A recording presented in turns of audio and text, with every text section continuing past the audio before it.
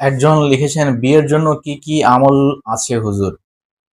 আচ্ছা, যদি কোনো নারী বা পুরুষের যে বয়স হয়ে গেছে কিন্তু বিয়ে হচ্ছে না, অথচ কোনো জিন, ব্ল্যাক ম্যাজিক, বদনজর এ ধরনের কোনো সমস্যা নাই, তারপরেও বিয়ে হচ্ছে না, যদি এরকম হয় তাহলে অবশ্যই ৫ ওয়াক্ত সালাত পড়বেন এবং পাশাপাশি কিছু নফল নামাজ পড়বেন।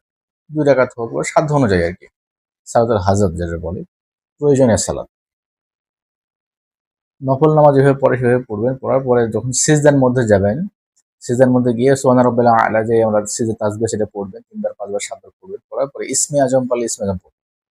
আর ইসমে আজম না পারেন তাহলে বাংলাতেই ওখানে বলবেন, ইয়া রাব্বুল আলামিন, আপনি আমাকে উত্তম জীবন সঙ্গী দান করুন। যে সব দিক থেকে উত্তম। চারিত্রিক দিক থেকে, চেহারা দিক থেকে, স্বাস্থ্যের দিক থেকে, অর্থনৈতিক দিক থেকে, ধর্মীয় দিক থেকে, সব দিক থেকেই যে উত্তম। এমন একটি জীবনসঙ্গী আমাকে দান করুন এবং দ্রুত দান করুন।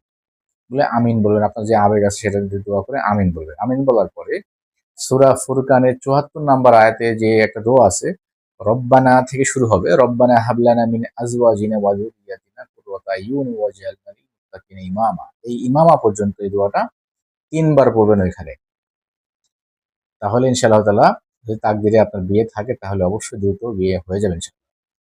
এই দোয়াটা আবার হচ্ছে হাজব্যান্ড ওয়াইফের মহব্বতের জন্য, সুসন্তান লাভের জন্য, আবার হচ্ছে আ মানে জীবনসঙ্গী এবং সন্তানেরা যাতে কথা শোনে, মনপুত হয়, চক্ষু শীতল হয়, এইজন্য এই দোয়াটা। সুতরাং এই দোয়াটা সকল মানুষই করতে পারবে ইনশাআল্লাহ তাআলা। যারা সিজার মধ্যে করতে পারবেন, মোনাজাতে করতে পারবেন এবং যেকোনো সময় এই দোয়াটা পড়তে পারবেন ইনশাআল্লাহ তাআলা। এটা খুবই, খুবই কার্যকরী এবং পরীক্ষিত দোয়া।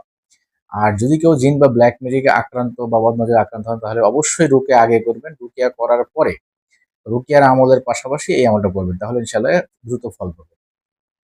এই মেসেজটা বেশি, বেশি শেয়ার করেন যাতে অন্যান্য ভাই বোনেরা জানতে পারে।